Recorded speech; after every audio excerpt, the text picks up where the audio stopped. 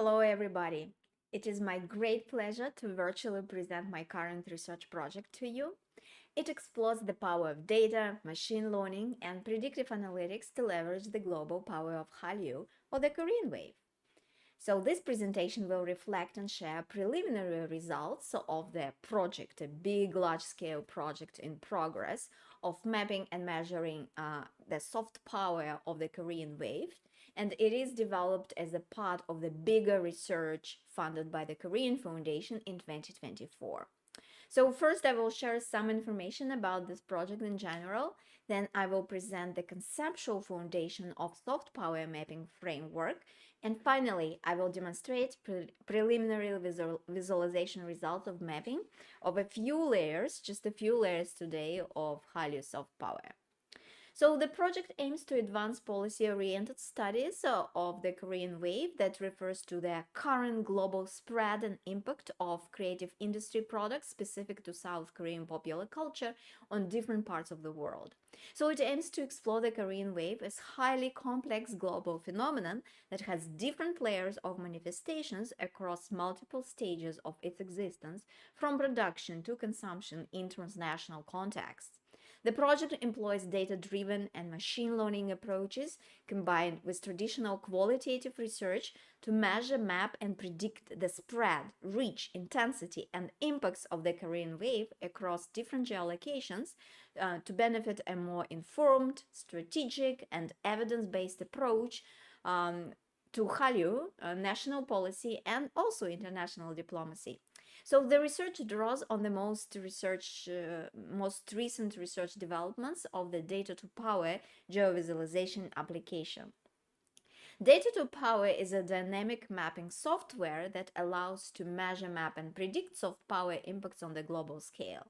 The application was created in collaboration with a digital diplomacy research group from the University of Oxford in 2021-2022, and Data to Power employs multiple layers of mapping empowered by geographical information systems that allows for a focused integration of different types of data through their cartographic display on multiple layers to visualize and evaluate interrelationships, coexistence, and process of complex phenomena, predominantly by exposing and comparing different data across layers.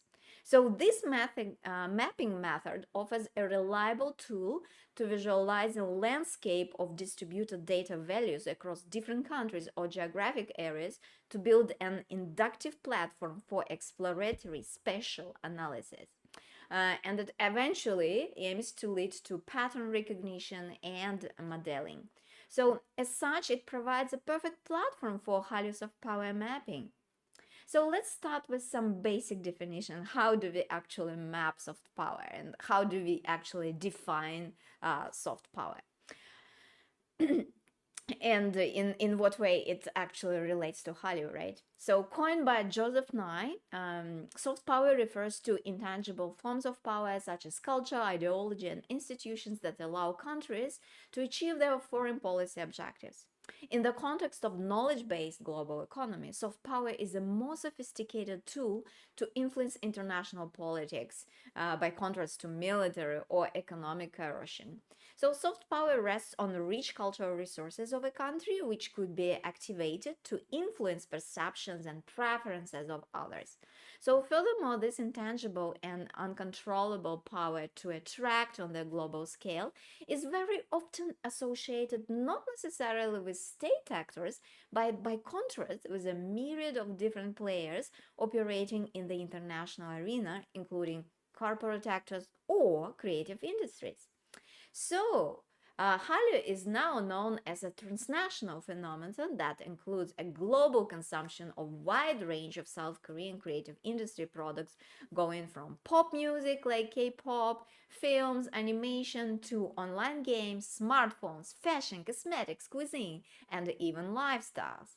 So in the past decades, it spread all over the world beyond Asia and the Middle East, and currently has a significant presence in Europe, North America, and Latin America. And the Korean wave has also had a significant impact on the South Korea's soft power and diplomacy. So the country increased cultural exports up to 14 billion United States dollars, reaching more than 200 million fans globally in the past 2 years. So, in the realm of Hallyu studies, scholars and government researchers have amassed a wealth of data dispersed across various reports, databases, maps, and related materials.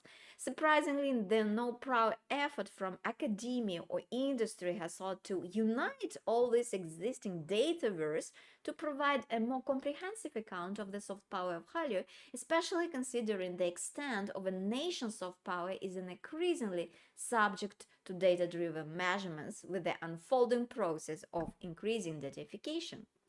So in my approach to map Hallyu soft power, I aim to test innovative data-driven approaches combined with traditional qualitative research insights to provide a more comprehensive account of the Hallyu soft power.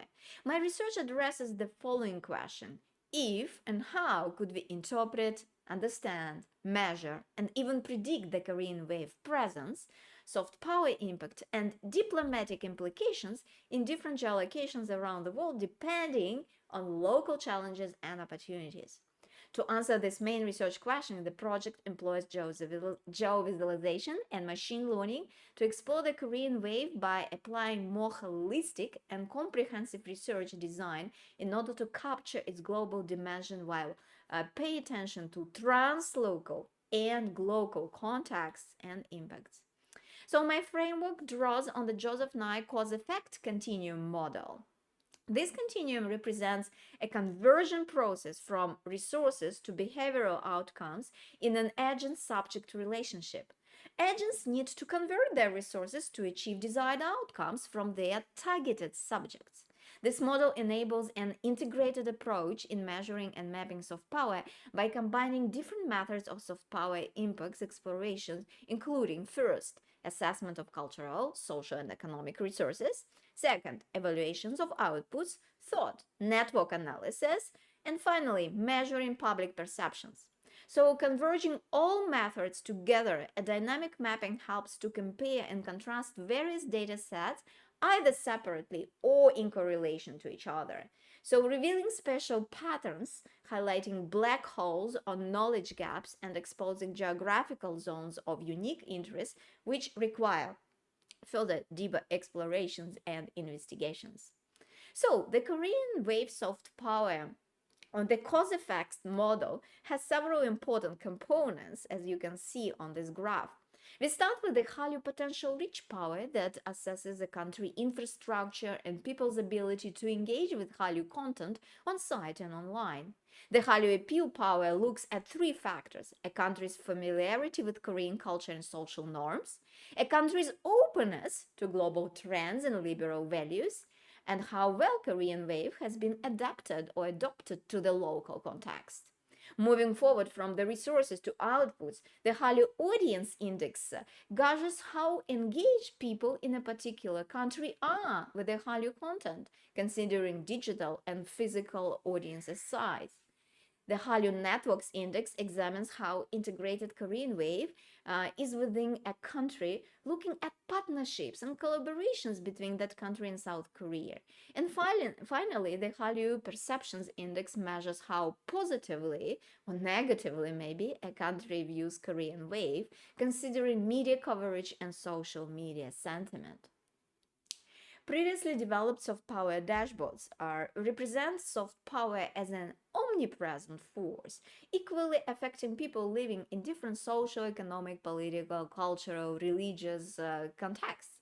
Understanding soft power not as a constanta, but as an important variable that dynamically changes its value on the global map, my application shifts away the attention from a high competition in soft power preference performance to exposing and exploring one's own weaknesses and opportunities in different geographical zones. This approach stresses that there is no winners or losers on the soft power, but rather there are multiple complex factors that shapes of power conversion process from resources to outcomes, depending on specific situations in the local or relationship in the local context. So the Hallyu of Power Index utilizes a layered map to visualize various data sets, and for each country, the Hallyu of Power map calculates a power index ranging from 0 to 100. This index reflects the potential or actual impact of Hallyu in the country. Then the index actually is a weighted average of several key indicators based on data about Hallyu production and consumption alongside social, demographic, and economic factors.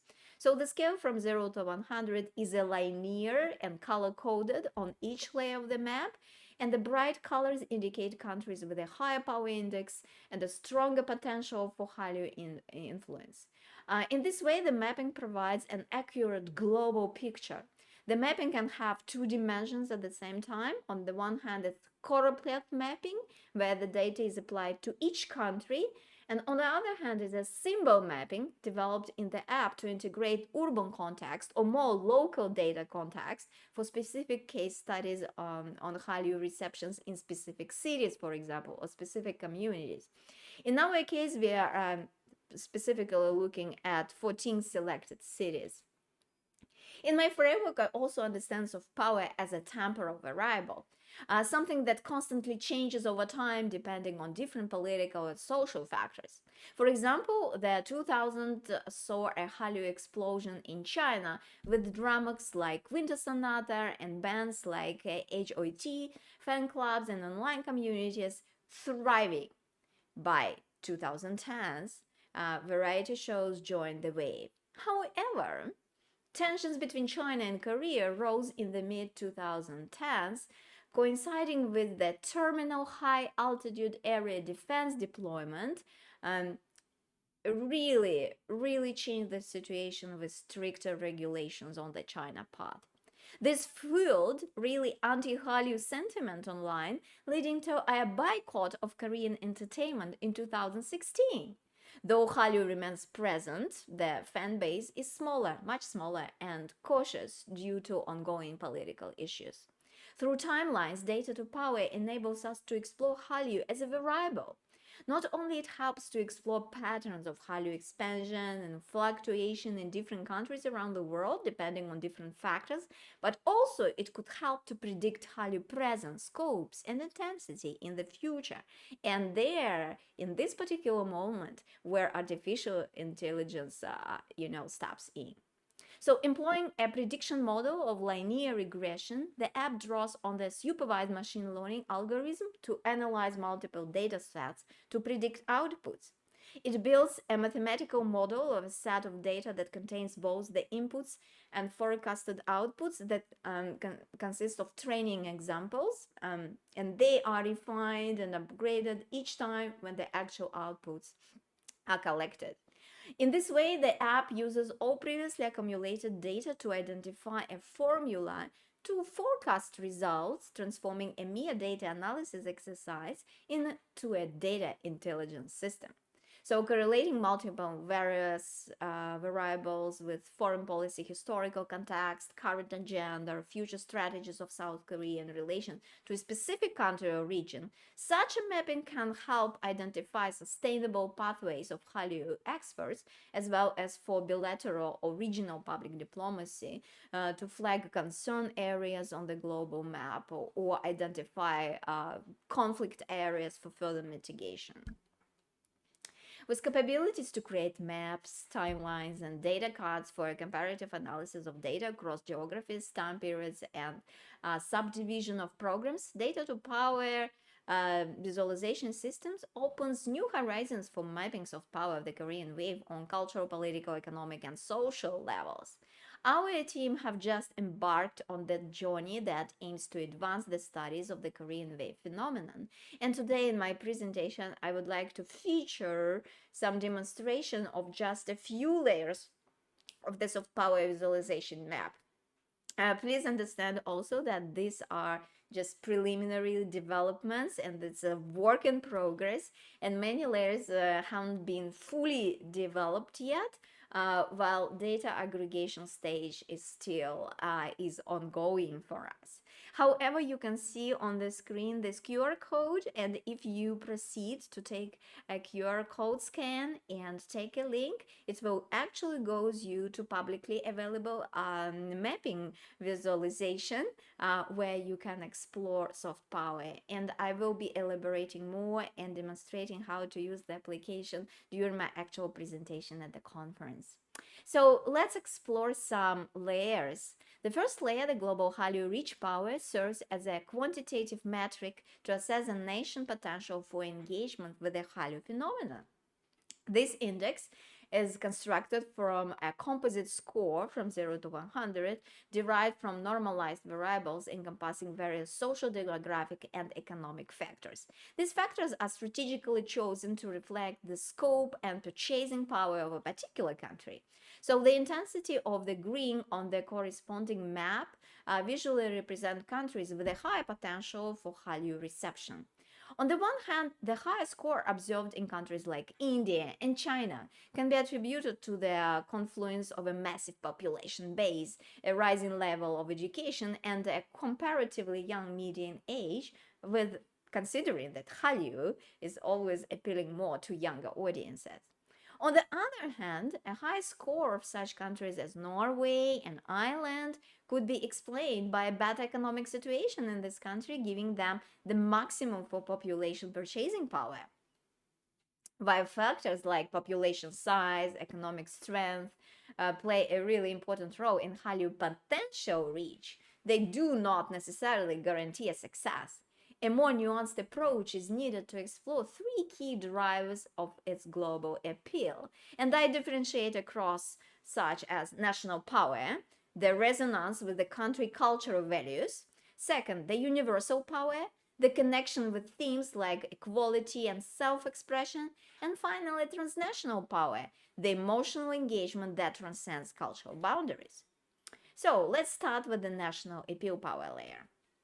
It includes measuring the cultural proximity of the country to South Korea on the Hofstede's cultural dimension model. This is a framework for understanding how national cultures differ in their values and preferences. For example, high context Korean dramas resonate deeply in collectivist cultures where emphasis is on family. Social harmony and respect for authority are prevalent themes.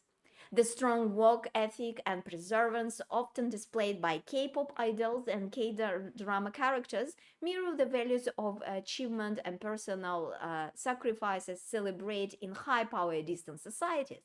So this cultural proximity fosters a sense of familiarity and understanding, allowing audiences to connect more readily with the narratives and characters presented in Hallyu content. Scored on from 0 to 100 scale, the index considers a nation's cultural proximity to South Korea to analyze how closely a country's values, mentalities, and social norms align with those of South Korea. Factors like the size of the South Korean diaspora or the quality of Korean language education do matter. The national appeal also encompasses other dimensions of proximity, such as language or religious similarities, social media trends, and even dietary habits. Looking at the map, several factors contribute to Mongolia scoring the highest on the national appeal.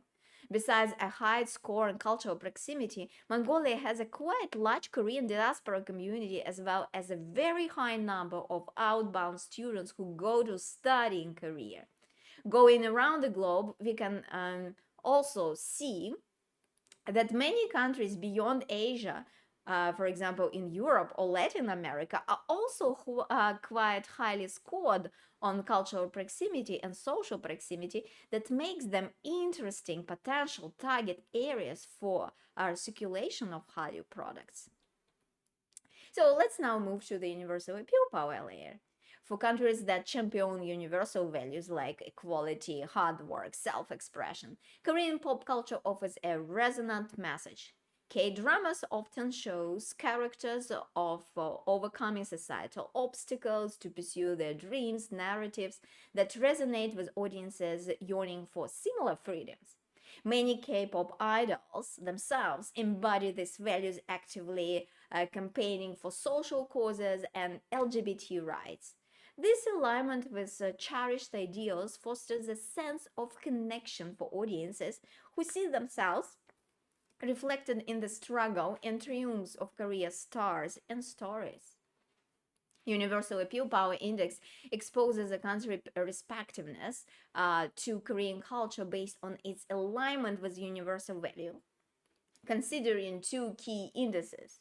So the first one is a liberal universalism index, assesses a country's embrace of global promoted values like democracy, rule of law, social justice. So the Global Exposure Index measures a country integration into the global information sphere, looking at tourist rates, immigration patterns, English proficiency. As we can see on the map, USA, France, Poland, and Germany are scored high on the universal appeal power due to their strong alignment with liberal values and their deep integration into the global information environment. While long-standing commitment to democracy, rule of law, and social justice, this country's social and cultural norms create a resonance with Hallyu narratives that stress overcoming societal pressures to achieve dreams. Finally, beyond national and universal appeal powers, the transnational appeal of Hallyu transcends geographical and cultural barriers. Korean popular culture resonates with global audiences due to strategic cultural hybridity, blend of innovation and familiarity. K-dramas offer a relatable themes of love, family, societal pressure, presented with high production value and captivating narratives appealing across cultures and generations.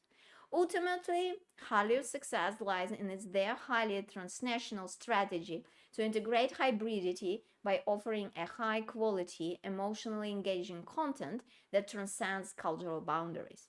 This layer highlights all the countries with which Korea or with which K media and entertainment industry strategically create affinities by tapping on their cultural content, or their languages, or their personalities, or even their trends.